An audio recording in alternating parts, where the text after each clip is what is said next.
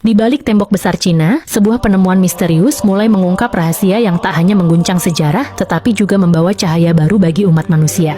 Matahari mulai tenggelam di balik bukit-bukit yang mengelilingi tembok besar Cina. Udara dingin mulai menyelimuti area proyek ekskavasi, tempat sekelompok pekerja dan arkeolog sedang sibuk bekerja. Mereka telah berada di lokasi ini selama berminggu-minggu, mencoba memperbaiki bagian tembok yang mulai rapuh akibat cuaca ekstrem dan abrasi waktu. Ini adalah salah satu proyek pemeliharaan terbesar yang pernah dilakukan pemerintah Cina, dengan tujuan menjaga keutuhan salah satu keajaiban dunia ini. Awalnya, semuanya berjalan seperti biasa. Para pekerja menggunakan alat berat untuk menggali tanah di sekitar fondasi tembok yang rusak. Namun, saat ekskavator menggali lebih dalam, sesuatu yang aneh mulai terlihat. Tanah yang mereka gali tidak seperti biasanya, warnanya lebih gelap, dan teksturnya lebih padat seolah-olah sengaja dipadatkan oleh tangan manusia. Salah satu pekerja memanggil mandor, melaporkan bahwa ada sesuatu yang tidak wajar di bawah tanah. Mandor itu langsung turun ke lokasi. Ia meminta pekerja untuk berhenti menggunakan alat berat dan beralih ke alat-alat manual agar lebih hati-hati. Dengan cangkul dan sekop, mereka mulai menggali lebih dalam. Setelah beberapa jam, sebuah struktur besar yang tertutup tanah mulai terlihat. Awalnya, mereka mengira itu hanyalah batu besar biasa, tetapi ketika tanah di sekitarnya dibersihkan, bentuknya mulai jelas. Ternyata, itu adalah pintu batu kuno yang tertutup rapat. Pintu itu memiliki ukiran-ukiran indah yang rumit, meskipun sebagian sudah aus karena termakan waktu. Yang paling menarik perhatian adalah simbol-simbol yang terukir di permukaannya. Simbol-simbol itu tidak dikenal oleh siapapun di lokasi.